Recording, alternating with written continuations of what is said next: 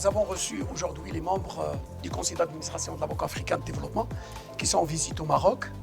Et ils sont aujourd'hui avec nous à la station de traitement de Messa, une nouvelle station que nous avons réalisée avec la Banque africaine de développement, d'un investissement presque de 1,2 milliard de dirhams, une réalisation extraordinaire aujourd'hui qui s'inscrit dans justement ce partenariat avec la Banque africaine de développement, un partenariat qui a été initié depuis les années 1973 pour la partie électrique et 1978 pour la partie eau. Donc c'est un partenariat vraiment qui a permis de réaliser des grands projets dans le domaine de l'eau, dans le domaine de l'assainissement. Nous avons mobilisé quelque chose comme 9 milliards de dirhams comme investissement dans cette période.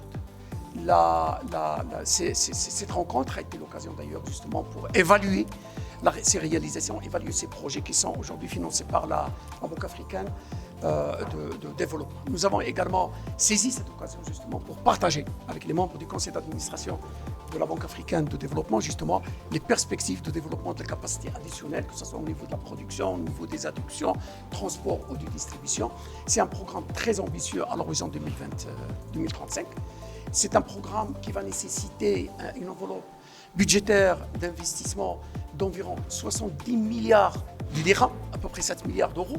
Donc c'est un investissement aujourd'hui qui intéresse énormément les membres du conseil d'administration de la Banque africaine de développement qui ont manifesté un intérêt particulier justement pour accompagner l'Office national de l'électricité et de l'eau potable pour la réalisation de ces grands projets entre 2022 et 2035. Je suis dans le cadre de cette mission des administrateurs de la BAD au Maroc comme porte-parole.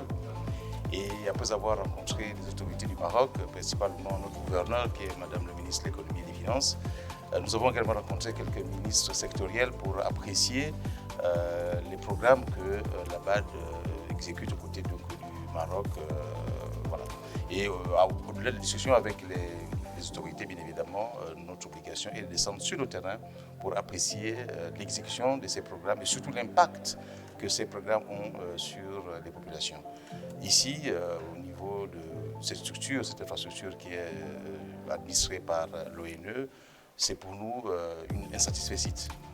Nous avons bien sûr eu des présentations sur le papier, mais le fait pour nous de venir sur le terrain et d'apprécier les réalisations et surtout l'impact ça sur les populations nous donne une grande satisfaction et surtout nous pousse à continuer à apporter notre support, notamment au pays qui est le Maroc.